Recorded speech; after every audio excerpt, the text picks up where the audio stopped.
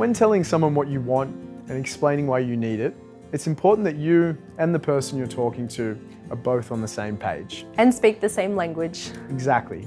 If someone doesn't understand what you're asking for and why you need it, it's unlikely you'll get it. And for people trying to access the NDIS, this is no exception. When learning about the NDIS, what the eligibility requirements are, and when trying to access it, it's likely you'll come across some phrases and words that are unfamiliar. Understanding what the language used by the NDIS means, how it applies to you or the person you're supporting, and how to use it when writing supporting letters or completing an access request form is incredibly important. Let's get started by covering some of the common terms you will come across during this process, what they mean, and most importantly, how to use them. Welcome to our quick guide on Parlez-vous NDIS? Or how to speak NDIS.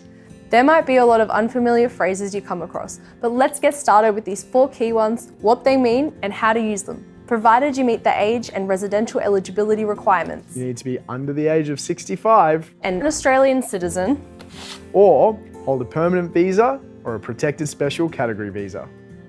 In order to be eligible for the NDIS, you will need to prove that because of one's psychosocial disability, which is likely to be lifelong, they cannot take part in social and economic participation without reasonable and necessary support because of their substantially reduced functional capacity. Let's break that down. A psychosocial disability that is likely to be lifelong describes a disability arising from a mental health condition that is likely to be permanent. Social participation refers to activities that bring a person together with others in their community as a part of the community, like going to see a live music event, attending an art class, or catching up with friends for a laugh. Economic participation refers to activities that facilitate a person's employment or other income-generating activity, such as getting a job or starting a business. Reasonable means something that is fair, and necessary means something that you must have. Substantially reduced functional capacity refers to someone's inability to effectively participate in or complete a task, like not being able to cook, clean, or catch public transport. Take a minute to break down these terms and how they apply to you or the person you're supporting. Right then. Got it? Great.